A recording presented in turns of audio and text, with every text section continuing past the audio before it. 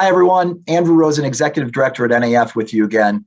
This is one of my favorite parts of every annual ataxia conference. So many in our community do so much to help those impacted by ataxia. But today we get to spotlight just a few of them with the announcement of our Outstanding Achievement, Research Achievement, and Lifetime Achievement Awards. Take it away. Hi, everyone. Joel Sutherland, Director of Development for the National Ataxia Foundation.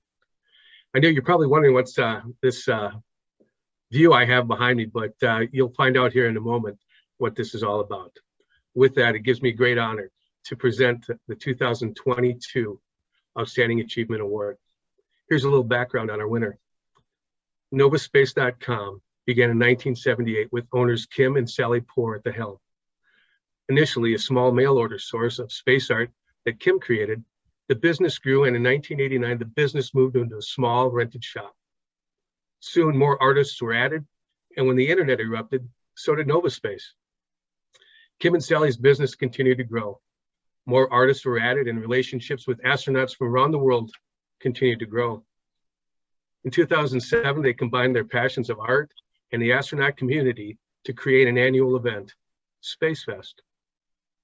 In 2017, Kim passed away due to complications with SCA3. Sally and their children have taken the reins, keeping Space Fest relevant to their loyal space nuts ever since. Sally's commitment to support the mission of the National Ataxia Foundation through Space Fest coincides with the ongoing support of her daughter Kelsey and son Nathan. Kelsey lives with SCA3 and has recently had the arrival of her granddaughter Thomasina. Nathan lives with MS. The National Ataxia Foundation recognizes the lifelong support Sally has provided to her family, friends, and community through Novaspace and the annual Space Fest convention. We're grateful for all Sally has done to support the mission of the National Ataxia Foundation. Sally, thank you so much for all you've done and for all you continue to do. Thank you, Joel. It's an honor. I am honored to do whatever I can to help the NAF. We live very closely with this disease, and my husband and I decided a long time ago to use all of our resources to raise money. We're looking forward to a treatment and cure. So I'm there for you. Thank you. The National Ataxia Foundation relies heavily on ataxia researchers and clinicians to achieve the mission of the NAF. NAF wishes to recognize one researcher each year with the Dr. John W. Scott Research Achievement Award. I am so excited to congratulate not one, but 3 awardees this year. I am happy to announce this year's awardees as Dr. Shenghong Kuo, Dr. Liana Rosenthal, and Dr. Vikram Shakate, alternatively and affectionately also known as the Tri-PIs of the CRC-SCA Natural History Study. Since accepting CRC-SCA leadership roles in 2019, the Tri-PIs have made significant contributions and changes to the Natural History Study, which is a multi-site study funded by NAF with a goal to improve the understanding of the disease process, current treatments, and development of disease-modifying therapies for cerebellar ataxias. Dr. Kuo is a physician scientist at Columbia University who is committed to changing the lives of people with ataxia. He is the director for the Initiative for Columbia Ataxia and Tremor and the founder of Broadway for Ataxia, an engaging program for people with ataxia to practice meaningful exercise through theatrical arts. Dr. Kuo also volunteers time to NAF's grant review process and is often an invited speaker at NAF-sponsored patient and scientific conferences. Congrats, Dr. Kuo. Thank you so much, Kelsey. It's really an honor to receive this prestigious award and continue to contribute my effort in developing therapies for cerebellar ataxia. I still remember how I first got involved in the CRC-SCA. Back in 2010, I was still a movement disorder fellow at Columbia University. I really did not have any direction which movement disorder I want to study. Then I attended American Academy of Neurology in Hawaii. It was the best conference that I ever attended, where I first met Dr. T. Ashizawa at the AAM Baylor College of Medicine alumni reunion. I was talking to T then, and after a few drinks, I found he was a very nice person and very pleasant to talk to. And then T told me that there was really no ataxia specialist in New York City, and whether I would be interested in recruiting ataxia patient for CRC-SCA. I was so excited about the project. I went back to Columbia and wrote my first ever IRB to start to recruit patients.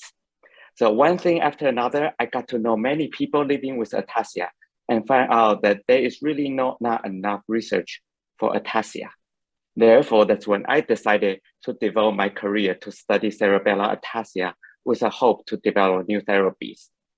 I'm also very grateful to be part of a CRC-SCA, and leading the consortium has been the most exciting part of my job every day. I feel that I'm making a positive impact on the ataxia community. Thank you so much for this recognition. And I want to thank you, all the patients, investigators, funders, pharmaceutical companies, and of course, National Ataxia Foundation, who made CRC-SCA all possible. Thank you. Next, I will introduce Dr. Rosenthal. Dr. Rosenthal is an associate professor at Johns Hopkins, focusing on improving the care and treatment of individuals with ataxia, Parkinson's disease, and other movement disorders. She serves as the director of the Johns Hopkins Ataxia Clinic and co-director of the Johns Hopkins Lewy Body Disease Association Research Center of Excellence, amongst other leadership positions. Dr. Rosenthal volunteers her time as the medical director on NAF's Medical and Research Advisory Board. Way to go, Dr. Rosenthal. Thank you so much, Kelsey, and thank you to the NAF for this wonderful award. I've had the opportunity to work with and try to help individuals with ataxia and their families for more than 10 years, initially through the JHU Ataxia Clinic and then also the NAF. I first became interested in working with individuals with ataxia when I was a resident and had the opportunity to work with Dr. Joe Savitt, who was the director of the Ataxia Clinic at that time. Dr. Savitt was and is a very caring physician, and seeing him speak with patients and then also the opportunity to speak with and learn from the genetic counselor really intrigued me in the sense of there's always something we can do to help patients. And furthermore, there's so much more to be done to try to improve the lives of individuals with ataxia. To that end, serving on the NAF Medical and Research Advisory Board has been a wonderful opportunity to learn more about the great work being done at the NAF to help those with ataxia. It has also been a privilege to work with my co-PIs, Shanghan and Vikram, on the natural history research study. Our hope is that this research will improve our understanding of specific SCAs and ataxia in general.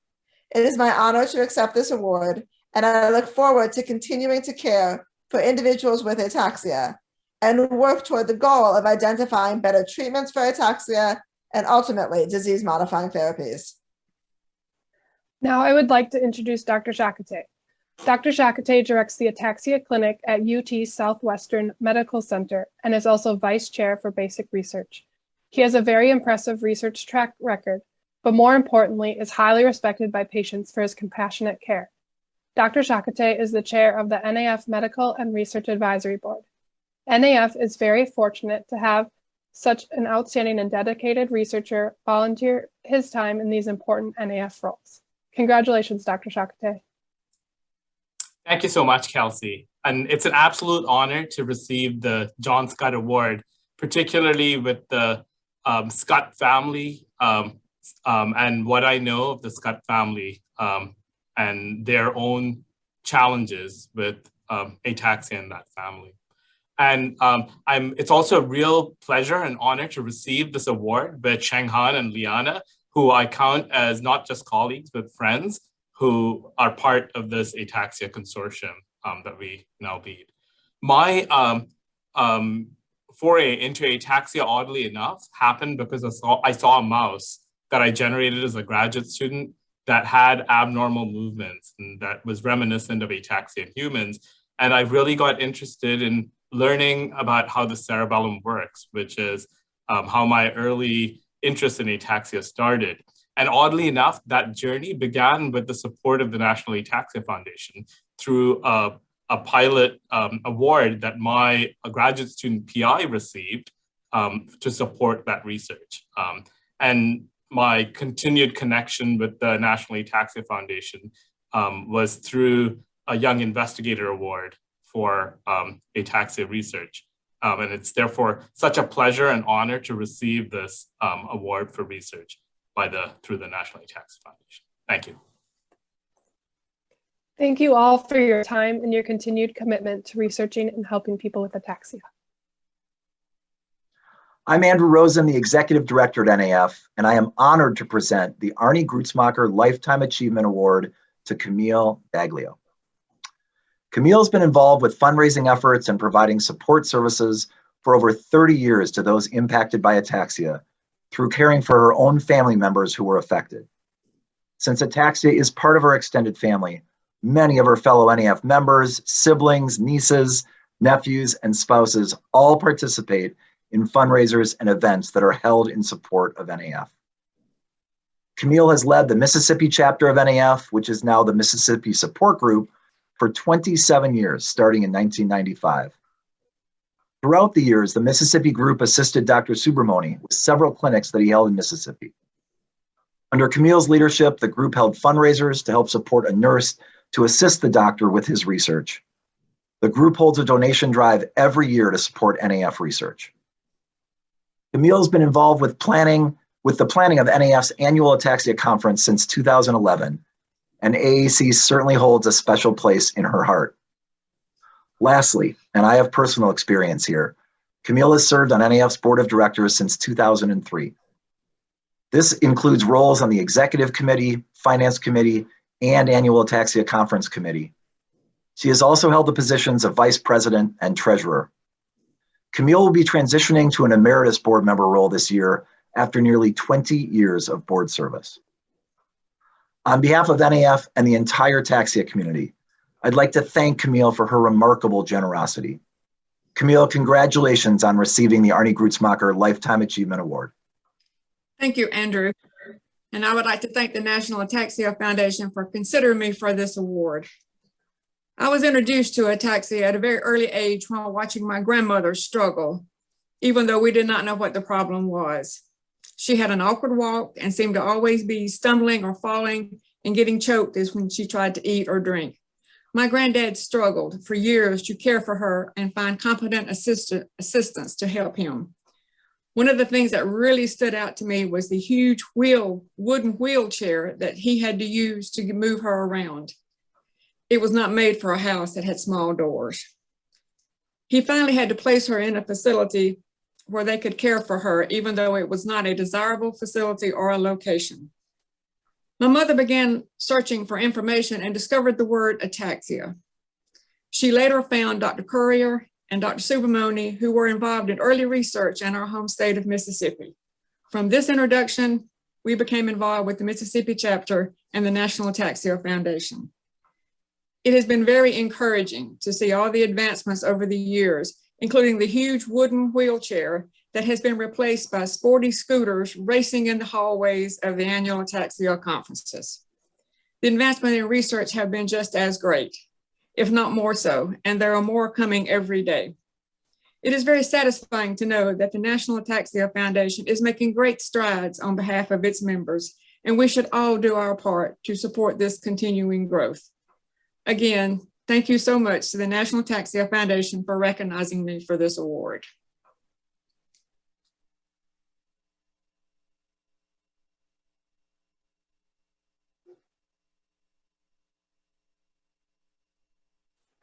Hi, everyone. I know I'm the only thing that stands between you and our virtual dance party with DJ Lee, so I'm going to keep my closing remarks brief. What a great award session, huh?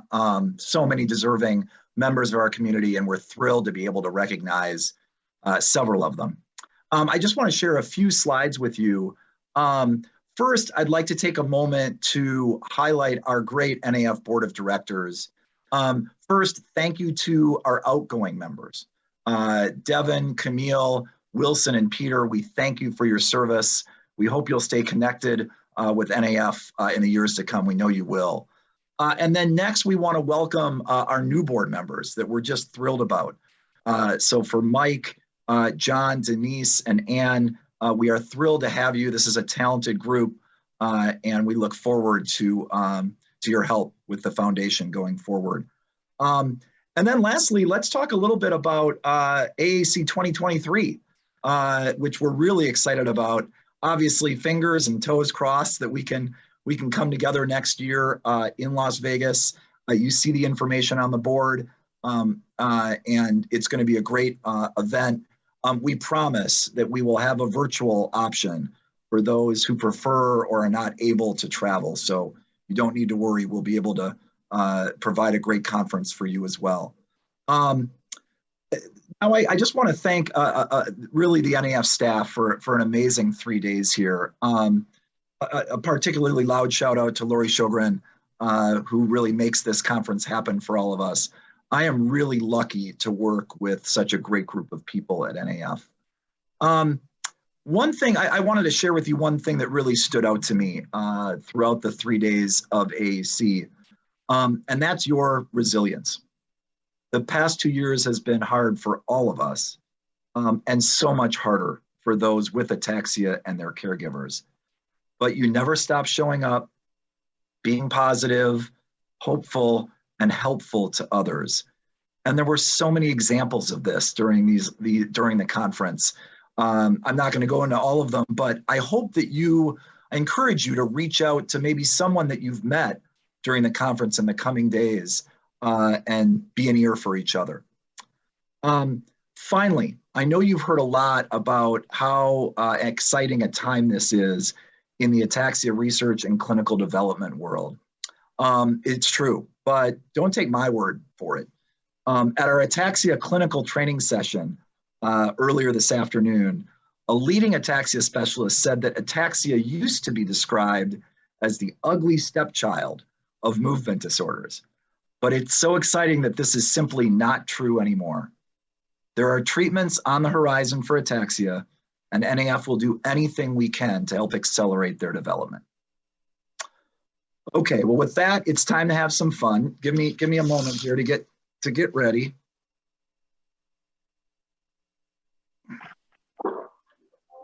All right, are we ready for the virtual dance party?